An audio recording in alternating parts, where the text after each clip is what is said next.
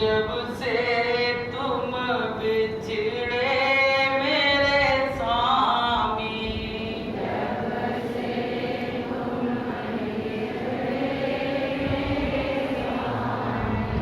कैसे मिलन करूं, कैसे मिलन करूं, गुरुजी मैं कौन उपाय करूं, जी मैं कौन उपाय करूं, भटकत फिरूं सर्प की नाई,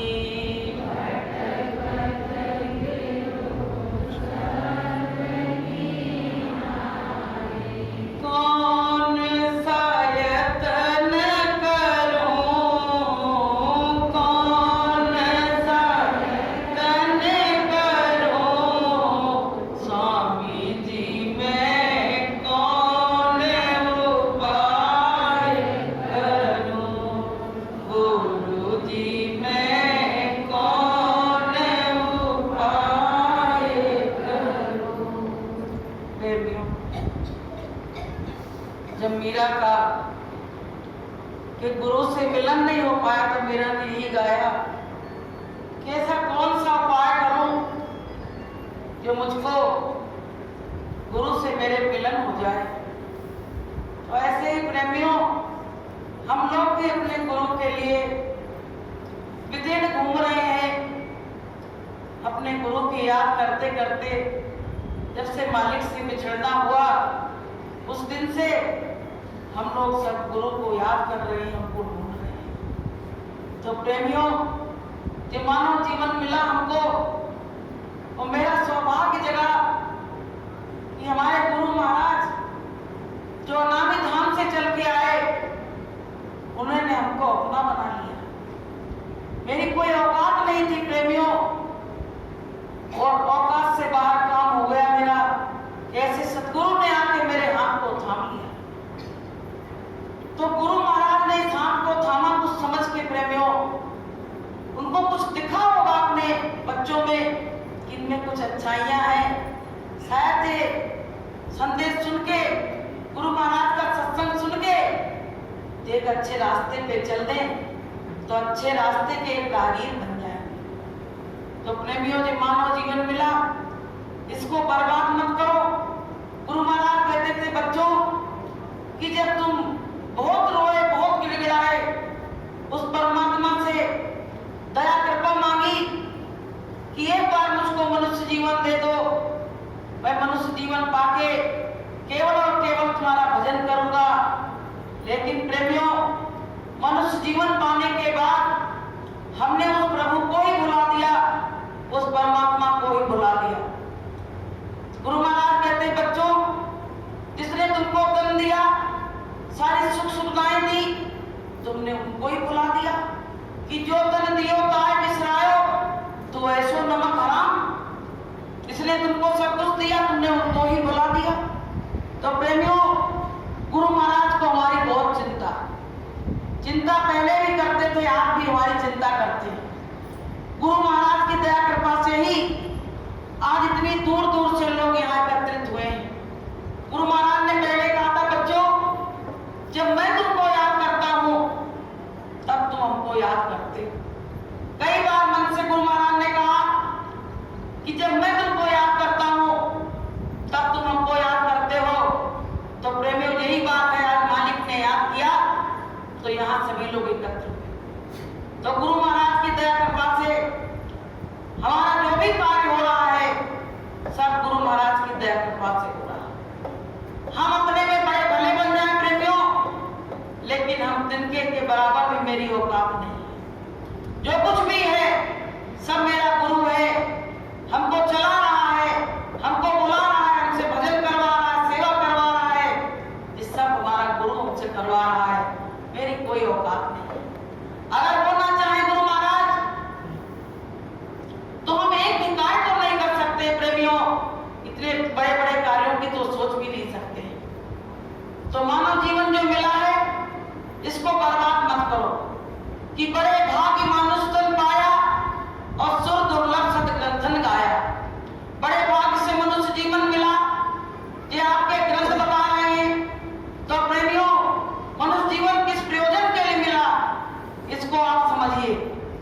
गुरु महाराज कहते थे, बच्चों सांस सांस सुमिरन करो और वृथा श्वास ना खोए, और ना जाने या श्वास को फिर आवन होए ना होए। पता नहीं ये सांस दोबारा लौटे ना लौटे, ये मनुष्य जीवन दोबारा मिले ना मिले। तो मनुष्य जीवन जो मिला है इसका सदुपयोग कीजिए। हम कहते हैं नौकरी करते हैं, घर गृहस्थी का काम करते हैं, तो यही प्रयोजन है मनुष्य जीवन पाने का? नहीं। गुरु महाराज कहते हैं, बच्चों ये काम तो जीव जंतु भी कर रहे हैं। बच्चा पैदा करने का काम, खिलाने का काम, उनको छोटे छोटे घरोंदा बना के उसमें बैठाने का काम सब जीव कर रहे हैं। एक चिड़िया भी होती है, वो भी पेड़ पे जाके अपना घोंसला बनाती है, तो उसमें अपने बच्चों को बैठाती है। सब कर रहे हैं, एक कमी नहीं है। लेकिन हमको अलग से क्या करना था? हमको अलग से उस परमात्मा की भक्ति करनी थी। वो काम हमने किया नहीं और उल्टे दुनिया के कामों में फंस गए। तो बताइए, वो परमात्मा नाराज होगा कि खुश होगा? वो नाराज हो जाएगा कि तुमने हमसे क्या वादा किया और इस संसार में क्या काम कर रहे। कि गुरु ने जगाया बंदा फिर सो गया, उठ परदेसिया सवेरा हो गया। गुरु ने जगाया बंदा फिर सो गया, उठ परदेसिया सवेरा हो गया। फिर तू कहेगा गुरु आए नहीं, फिर तू कहेगा गुरु आए नहीं। सत्संग बीच तू फिर सो गया, सत्संग बीच तू फिर सो गया, उठ परदेसिया सवेरा हो गया, उठ परदेसिया सवेरा हो गया। गुरु ने हमको कई बार जगाया, कई बार बताया, कई बार चिताया, लेकिन हम जाग के फिर सो गए। थोड़ी हमारी भाव भक्ति बढ़ी और फिर हमको ऐसी संगत नहीं मिल पाई, हम फिर सो गए। लेकिन गुरु ने तो जगाने का काम किया कि नहीं किया? और प्रेमी भाई बहनों, ये सब गुरु के जगाए हुए लोग बैठे हैं। हम लोगों ने किसी को इस मिशन में नहीं शामिल किया है, ये सब गुरु का मिशन है और गुरु ने इसमें सबको शामिल किया है। गुरु की दया से ही जीव यहाँ चल के आता है प्रेमियों, हम लोगों के कहने से कोई नहीं आ सकता। जब हम अपने बच्चों को इस राह में नहीं ला सकते, मेरी वो बात नहीं है, तो बताइए इस सारी संगत को कैसे ला सकते हैं? तो ये सोच जिसके मन में अगर है तो वो गलत है।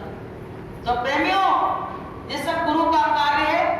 और हमारे अंदर देखो, गुरु महाराज कहते, बच्चों मुझको तुम्हारी कोई धन और दौलत नहीं चाहिए, कुछ भी नहीं चाहिए, केवल तुम्हारा भाव चाहिए।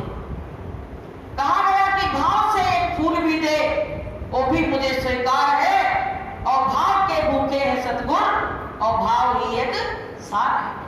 केवल मेरा भाव, कोई चीज की जरूरत लोग कहते मेरे पास पैसा नहीं है, मेरे पास व्यवस्था नहीं है, मैं कैसे जाऊं सत्संग में। प्रेमियों, सबरी के पास क्या था?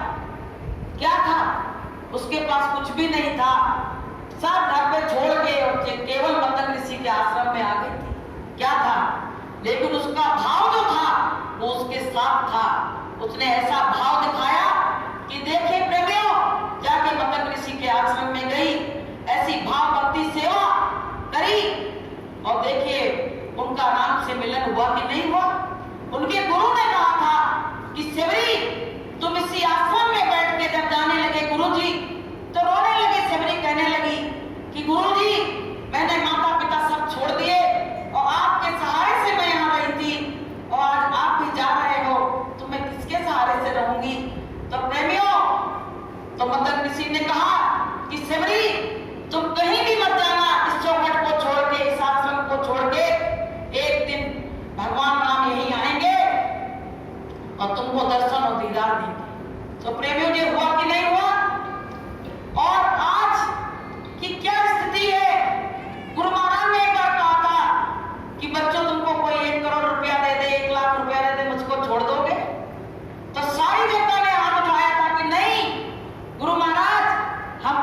छोड़ सकते हैं। आज समय ने कैसा मोड़ लिया, सबको मालूम है कैसा मोड़ लिया समय ने कि 1 करोड़ भी देने की जरूरत नहीं पड़ी। थोड़े से ही बातों बातों में आ गए कि लालच बुरी बला है, लालच बुरी बला है। तो प्रेमियों, जो गुरु को भुला देगा वो कभी जिंदगी में सुख और चैन से नहीं रह पाएगा, क्योंकि गुरु महाराज ने ही सब कुछ किया और गुरु को ही भुला दोगे। तो प्रेमियों, सेवरी ने याद किया तो आज सेवरी का प्रसंग सामने है, भगवान के दर्शन हुए। ऐसे ही हम भी अपने गुरु को याद रखेंगे, कभी भी नहीं भूलेंगे। तो प्रेमियों, हमको भी गुरु तो भगवान स्वयं ही है, गुरु तो स्वयं ही भगवान है। प्रेमियों, वो तो एक गुरु रूप बना के आए हैं कि अगर हम कहते हैं स्वयं भगवान है तो कोई मानेगा नहीं, गुरु स्वयं परमात्मा है। तो प्रेमी भाई बहनों, ऐसी ही विरह, ऐसी ही भावना से हमको भी सेवरी की तरह बन के रहना, सेवरी की तरह सेवा करना। यहाँ बहुत सी बहनें हैं, इतनी सेवा वहां भी हम गए, इस तरह से सेवा में लगी। हम लोगों ने कहा थोड़ा सा हमको भी मौका दो। अरे आप तो मेरे अतिथि हो, आपसे कुछ सेवा यहाँ नहीं कराएंगे, आप तो साधन बदन करो और आराम से बैठो। देखिए, और पता है वो जो सेवादार है, जैसे गुदड़ी में कोई लाल छिपा होता है ना, वो प्रतिभा उनके अंदर है, लेकिन वो अपनी प्रतिभा को प्रकट नहीं करते कि घट-घट मेरा साइया और सुनी सेज न कोय और बलिहारी वा घटकी और जागट प्रकट हो। तो प्रेमियों, सबके अंदर परमात्मा बैठा है, सबके अंदर वो शक्ति बैठी है, लेकिन वो परमात्मा की दया कृपा से प्रकट हो जाती है। प्रेमियों, जैसी भावना कि जाकी रही भावना जैसी और प्रभु मूरत देखी दिन जैसी, जैसी जिसकी भावना। जैसे यहाँ बहुत लोग आए हैं, किस मकसद से आए हैं कि इंदौर का हम मंदिर देखने जा रहे हैं, और कोई इसलिए आया है कि गुरु ने जो कुटिया बनवाई थी, कहा था कि मैं वहीं रहूंगा, उस कुटिया के दर्शन करने आया है। तो इसमें बहुत सारी भावनाएं छिपी हुई हैं, जो जिस भावना से आया उसको वही मिल जाएगा। तो प्रेमियों, ऐसी भावना बना के रखो कि मेरा गुरु से कैसे न कैसे मिलन हो जाए, मेरा गुरु से किसी न किसी तरह से एक झलक मेरे गुरु की मेरे सामने आ जाए, बस यही आशा है। प्रेमियों, क्या हुआ, एक बार एक बहन सत्संग में नहीं जा पाई, भंडारे का कार्यक्रम था। अब उसने क्या किया, दरवाजा लगा के रोती रही कि हम आज जा नहीं पाए, सारी संगत चली गई। गरीब थी, पैसा था नहीं, सबसे मांगा उधार दे दो, किसी ने उधार भी नहीं दिया। आप बेचारी रोती रही। अब गुरु महाराज तो अंतर्यामी लग गए, अंतर्मन की बात गुरु महाराज को वहां पता पड़ गया। गुरु महाराज ने कहा, बच्चों जल्दी से गाड़ी निकालो। तो लोगों ने कहा, क्यों मालिक? अरे चलो, प्रेमी रो रही है वहां, वो आ नहीं पाई है। अब प्रेमियों, 2-4 गाड़ियां लेके गुरु महाराज उसके घर पे खड़े। अब जैसे उसने गाड़ी देखी तो और रोने लगी, और तेज रोने लगी। गुरु महाराज ने कहा, क्यों रो रही बच्ची? मैंने तेरी पुकार सुनी, तू रो रही थी, अब मुझसे बर्दाश्त नहीं हुआ तो मैं खुद चल के स्वयं आया हूं। बोले कुछ खाने को दे दो। गुरु महाराज उससे मांग रहे, कुछ खाने को दे दो। 3 दिन की भूखी पड़ी, उसने स्वयं भी कुछ नहीं खाया, और उसके चूल्हे पे थोड़े से मटर और आलू उबले पड़े थे, ऐसे ही पड़े थे। तो गुरु महाराज अंदर खुद गए और गुरु महाराज ने उसमें से निकाले और खाने लगे, और बोले बच्ची तूने कुछ भोजन किया कि नहीं किया? तो हाथ जोड़ के खड़ी होकर रोने लगी। बोले मैंने तो कर लिया, तू भी कर ले भोजन।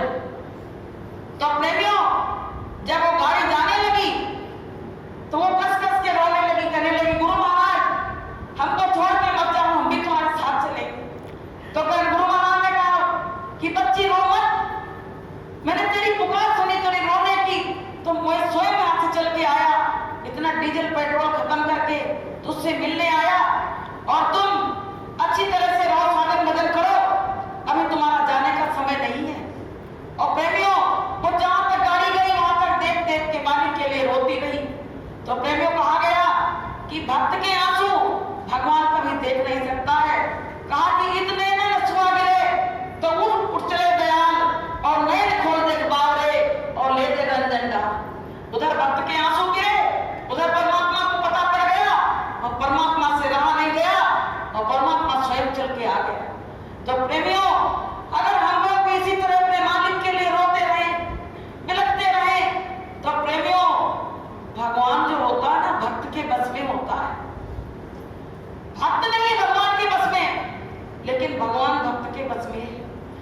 क्योंकि भक्त के आंसू भगवान कभी देख नहीं पाता है। जैसे अपना बच्चा रोए तो पिता देख नहीं सकता है, ऐसे ही प्रेमियों अगर हम लोग मालिक के रोए तो मालिक को आना ही पड़ेगा, क्योंकि भगवान के भगत के बस में भगवान है कि भगत के बस में है भगवान, भगत के बस में है भगवान, भगत बिना तो कुछ भी नहीं है, भगत बिना तो कुछ भी नहीं है, भगत है उसकी शान, भगत के बस में है भगवान, भगत के बस में है भगवान।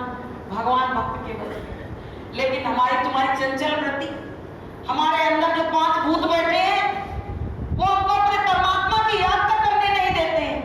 अगर सत्संग ना मिले तो अब तक गुरु का नाम भी हम लोग भूल गए होते। ये सत्संग हमको जिंदा रखे प्रेमियों। अगर सत्संग में जीवन से खत्म हो जाता तो मेरे पास क्या बचा था? कोई खजाना मेरे पास नहीं था। इसलिए प्रेमी भाई बहनों, सत्संग की बहुत बड़ी महिमा है और सत्संग का जल जब पड़ता रहेगा तो जैसे कोई चट्टान पे ऊपर से जब जल गिरता है तो कितनी भी काई लगी हो वो भी साफ हो जाती है, ऐसे ही मेरे ऊपर जन्मों जन्मों की गंदगी लगी हुई है, तो जब सत्संग का जल मेरे ऊपर पड़ेगा तो जन्मों जन्मों की गंदगी धुल जाएगी, हम पाक और साफ हो जाएंगे, उस परमात्मा से मिलने के लायक हो जाएंगे। प्रेमियों, गुरु महाराज हमको लायक बनाना चाहते हैं पर हम नालायक हैं, उस लायक बनना नहीं चाहते हैं। हम लोग बहुत नालायक बच्चे हैं, गुरु महाराज के उद्यमी बच्चे हैं, शैतान बच्चे हैं, हम उस लायक बनना नहीं चाहते हैं। तो प्रेमियों, हमारा बहुत बड़ा सौभाग्य जगा जो मेरे गुरु ने आके मेरा हाथ पकड़ा। बताइए, जिस दिन से गुरु हाथ पकड़ लेता है, नाम दे देता है, उस दिन से वो जीव गुरु का बन जाता है। कहते उसी दिन से वो काल का चिट्ठा लेके गुरु फाड़ देते हैं और उसी दिन से उसको अपना बना लेते हैं। तो बताइए, हमको सबको गुरु ने अपना बना। अब हम काल के हाथ में जाने वाले नहीं।